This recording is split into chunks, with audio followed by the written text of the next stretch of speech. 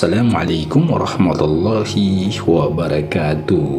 Kali ini kita akan berbagi sebuah kisah luar biasa. Kisah ini adalah salah satu pengingat penting tentang kekuatan doa seorang ibu dan konsekuensi dari melalaikan panggilan orang tua. Quraisy, seorang ahli ibadah yang hidup pada zaman Bani Israel, telah menemukan kedamaian dalam ibadahnya. Di tengah-tengah rumah peribadatan miliknya, dia menjalani ibadahnya penuh khusyuk. Tiba-tiba, dalam ketenangan ibadahnya, terdengar panggilan lembut dari sang ibu. Quraisy, Quraisy anakku. Ibunya memanggilnya dengan lembut seperti yang diterjemahkan oleh Nabhani Idris dalam As-Suluk Al-Ijtima karya Syekh Hasan Ayyub. Quraisy yang saat itu tengah berdialog dengan Allah dalam ibadahnya merasa dilema. Dalam hati, ia bertanya, "Ya Allah, apakah aku harus menjawab panggilan ibuku, padahal aku saat ini sedang berbicara denganmu?" Saat itu, Quraisy memutuskan untuk meneruskan ibadahnya dan mengabaikan panggilan ibunya. Namun, setelah sesaat hening, tiba-tiba terdengar lagi panggilan yang sama dari ibunya. "Quraisy, Quraisy, kau di mana?" Quraisy merasa dorongan kuat untuk menyahuti panggilan ibunya. Namun sebagai seorang rahib yang telah membangun reputasi sebagai ahli ibadah yang tekun, ia enggan meninggalkan ibadahnya. Ia memilih untuk meneruskan ibadahnya, berharap bahwa ibunya akan memahaminya. Tetapi panggilan dari ibunya terdengar lagi ketika ketiga kalinya. Kali ini suara sang ibu terdengar lebih keras, penuh dengan kebingungan dan kemarahan. Ia merasa bahwa Quraisy tidak menghormati panggilannya seperti yang biasanya ia lakukan.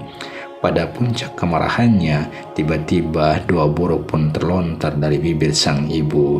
Ia berkata, "Ya Allah, jangan matikan Quraisy sebelum Engkau memperlihatkan kepadanya wajah-wajah perempuan jalang."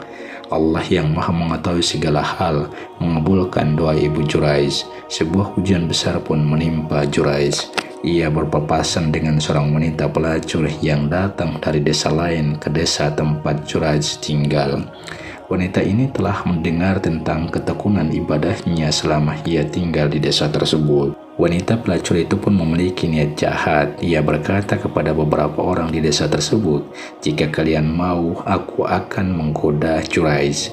Ketika upaya untuk merayu Quraisy langsung ditolak mentah-mentah oleh sang rahib, wanita tersebut mencari cara lain.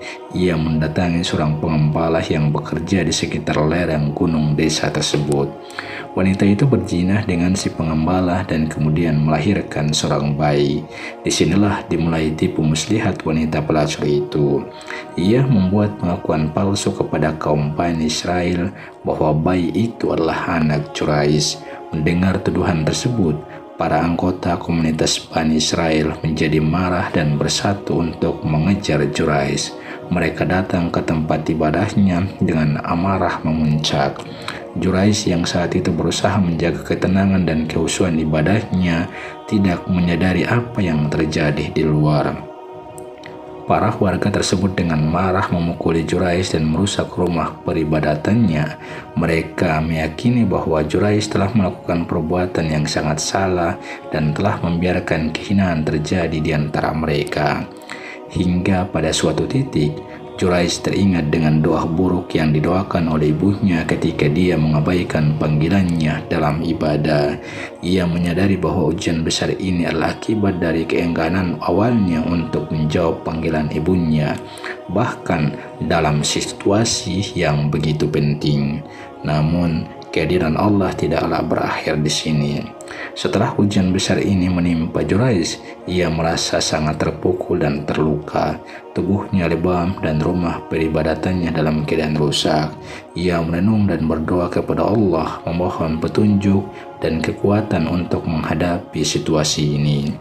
Quraisy merasa yakin bahwa ada hikmah di balik ujian ini. Sementara itu, wanita pelacur yang telah merencanakan semua ini merasa puas dengan balas dendamnya. Dia merasa berhasil membalas Quraisy atas penolakan yang ia alami. Namun, dia tidak menyadari bahwa keadilan Allah selalu berjalan. Beberapa waktu berlalu, dan Juraiz terus menjalani hidupnya dengan sabar dan ketabahan. Dia tetap menjaga ibadahnya meskipun dalam keterbatasan. Seiring berjalannya waktu, seorang pemuda datang ke komunitas Bani Israel.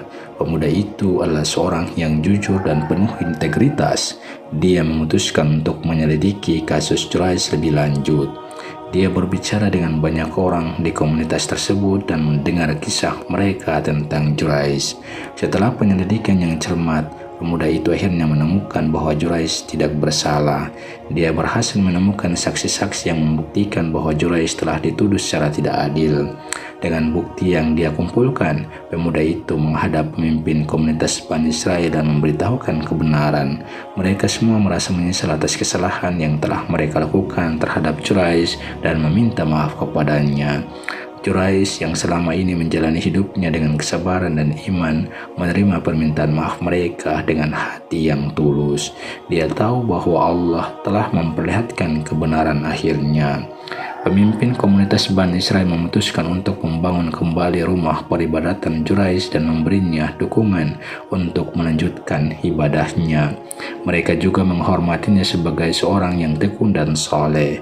Juraiz mengucapkan syukur kepada Allah atas keadilan yang telah terjadi.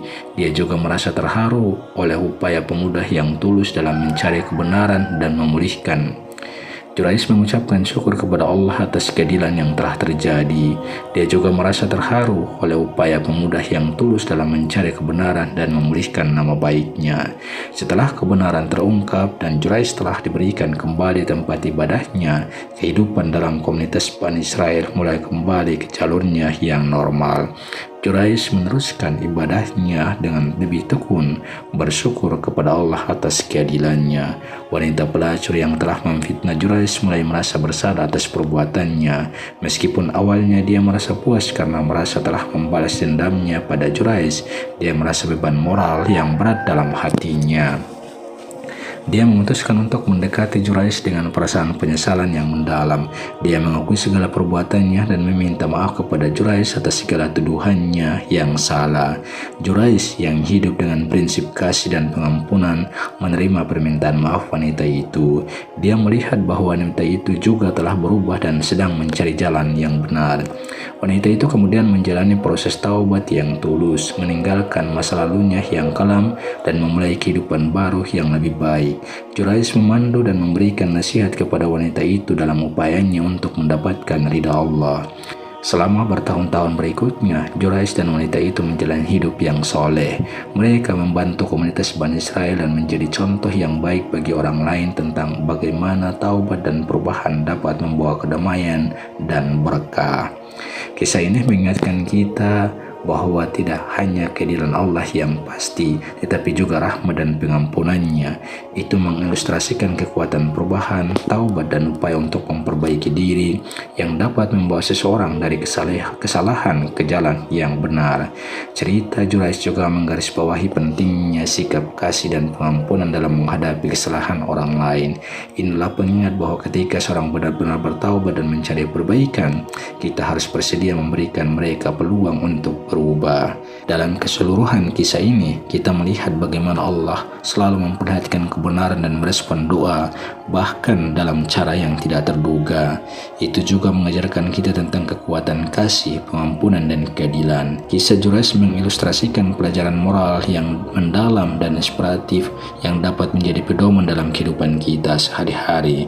Semua kisah ini memberi inspirasi kepada kita untuk hidup dengan integritas, berpegang pada kebenaran, dan selalu mengandalkan Allah dalam menghadapi ujian hidup. Demikian, semoga bermanfaat. Amin ya rabbal alamin. Wallahu alam. Wassalamualaikum warahmatullahi wabarakatuh.